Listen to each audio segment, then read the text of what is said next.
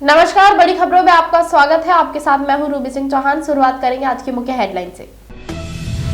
लद्दाख को पूर्ण राज्य का दर्जा देने की वार्ता विफल। लद्दाख सिविल सोसाइटी के नेता बोले, गृह मंत्री ने स्टेटहुड की गारंटी देने से भी मना किया।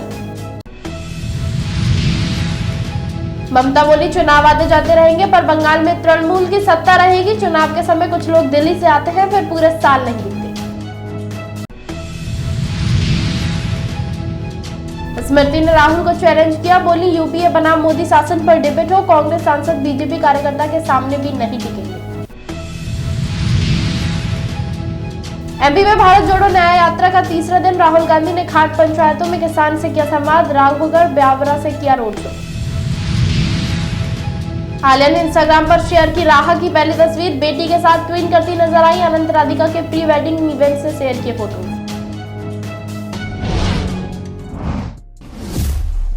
लद्दाख को पूर्ण राज्य का दर्जा दिए जाने की मांग करने वाली लद्दाख सिविल सोसाइटी की केंद्र से बातचीत विफल हो गई है। सोसाइटी के 6 सदस्यीय डेलीगेशन ने सोमवार को दिल्ली में गृह मंत्री अमित शाह से मुलाकात की थी, लेकिन इस मुलाकात का कोई नतीजा नहीं निकला। लद्दाख बुद्धिस्ट एसोसिएशन के senior vice president Chering Dorje Lakruk ने मीडिया को बताया कि गृह मंत्री ने उन्हें साफ किया कि संविधान की 6ठी अनुसूची के आधार पर न तो लद्दाख को पूर्ण राज्य का दर्जा दिया जा सकता है और न हर इसकी गारंटी दी जा सकती है। गृह मंत्री की इस बात के बाद बात करने को कुछ नहीं रहा। लाकरूप ने बताया कि वो गृह मंत्री के बुलावे पर ही तीसरे दौरे की बातचीत के लिए दिल्ली आए थे। पहले वो गृह मंत्रालय के अधिकारियों से मिले, उसके बाद गृह मंत्री के आवास पर उनसे मुलाकात की। लद्दाख सिविल सोसाइटी की तरफ से पूर्व भाजपा सांसद और लद्दाख बुद्धिस्ट एसोसिएशन के प्रमुख थुपस्टान छेवांग ने बातचीत की अगुवाई की थी। कमेटी की तरफ से जारी किए गए बयान में कहा गया कि गृह मंत्री के साथ बातचीत का कोई पॉजिटिव नतीजा नहीं निकला, इसलिए अब लद्दाख एपेक्स बॉडी और कारगिल डेमोक्रेटिक अलायंस के नेता आगे की कार्रवाई के लिए लद्दाख के लोगों की राय लेंगे। वहीं पश्चिम बंगाल की मुख्यमंत्री ममता बनर्जी ने राज्य में अपनी सरकार बने रहने का भरोसा जताया है। उन्होंने कहा कि चुनाव आते जाते रहेंगे लेकिन बंगाल में तृणमूल कांग्रेस सत्ता में बनी रहेगी। उन्होंने कहा कि उन्हें पार्टी की ताकत पर पूरा भरोसा है। भले ही वोट कुछ कम ज्यादा मिले लेकिन तृणमूल कांग्रेस टिकी रहेगी। जो लोग पार्टी के खिलाफ नारेबाजी कर रहे हैं उन्हें से ध्यान रखना चाहिए। उन्होंने आगे कहा कि चुनाव के वक्त दिल्ली से कुछ लोग बंगाल आते हैं, फिर वो पूरे साल नजर नहीं आते। वो तब भी नहीं आते जब किसी की मृत्यु हो जाती है। ममता बनर्जी सोमवार को पूर्वी मेदिनीपुर के सरकारी वितरण कार्यक्रम में पहुंची थी। वहीं उन्होंने ये बातें कही। यहाँ उन्होंने पारंपरिक ढोल बजाया और कलाकारों के साथ लोक नृत्य भी किया।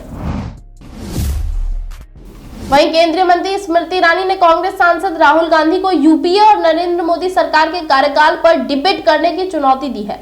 स्मृति ने सोमवार यानी 4 मार्च को महाराष्ट्र के नागपुर में नमो युवा महासम्मेलन में कहा, कांग्रेस के यूपीए और मोदी शासन के 10 साल में क्या अंतर है, इस पर चर्चा होनी चाहिए। अगर मैं इस बारे में राहुल गांधी से बहस करने कहूंगी तो वो नहीं आएंगे। वो बीजेपी के एक मामूली कार्यकर्ता के सामने भी नहीं टिक पाएंगे। मैं गारंटी देती हूं कि अगर बीजेपी युवा मोर्चा को कोई कार्यकर्ता भी राहुल गांधी के सामने बोलना शुरू कर दे तो उनकी बोलने की ताकत खत्म हो जाएगी। स्मृति ने कहा, बीजेपी ने पार्टी मैनिफेस्टो में जनता से किए गए 3 मुख्य वादों को पिछले 10 साल में पूरा किया है। इसमें जम्मू कश्मीर से आर्टिकल 370 हटाना, संसद में महिला आरक्षण लाना और राम मंदिर का निर्माण शामिल है। केंद्रीय मंत्री ने कार्यकर्ताओं से कहा, मोदी ने हर गारंटी पूरी की है, अब आपको अब की बार 400 पार की गारंटी लेनी है।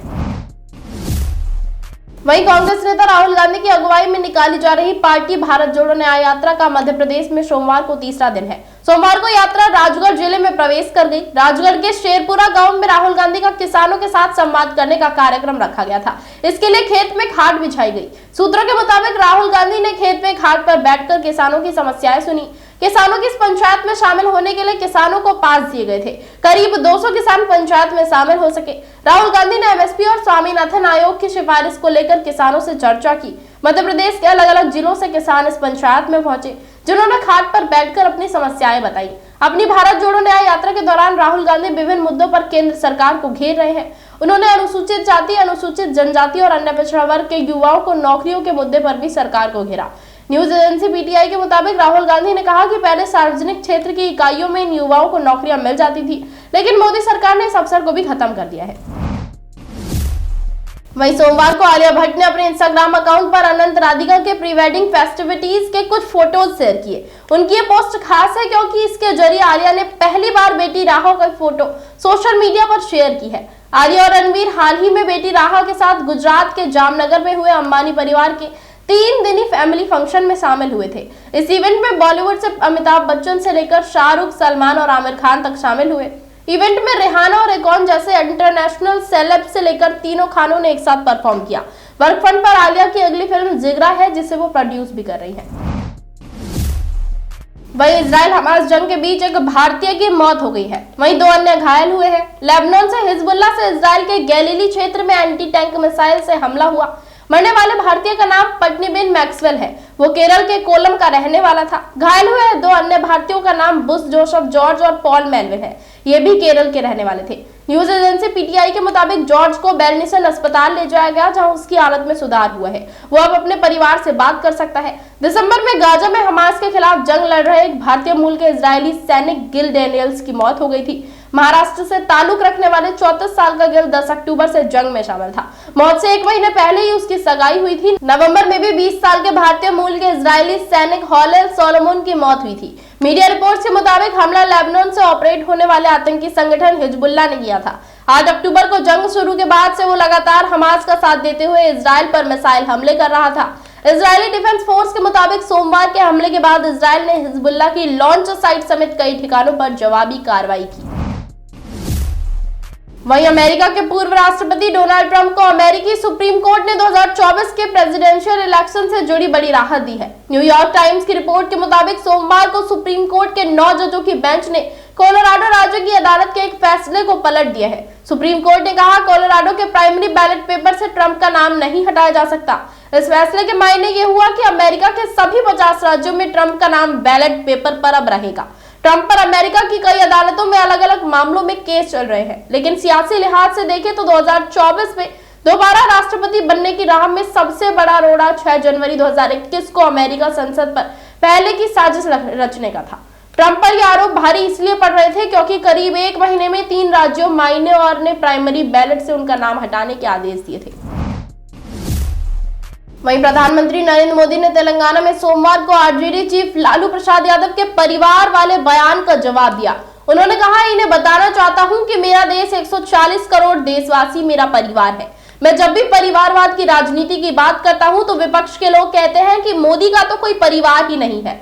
उन्होंने कहा कि देशवासियों के लिए बचपन में घर छोड़ा था, इन्हीं के लिए जीवन खपा दूंगा।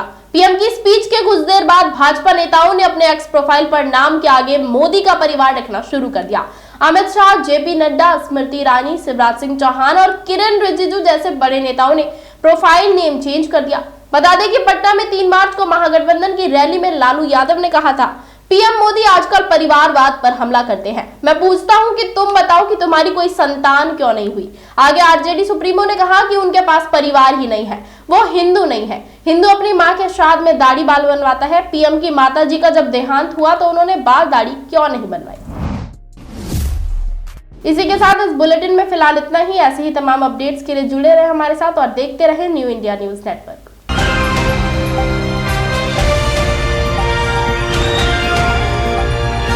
दिल्ली, हरियाणा, उत्तर प्रदेश, राजस्थान की हर खबर के साथ देखते रहिए न्यू इंडिया न्यूज नेटवर्क।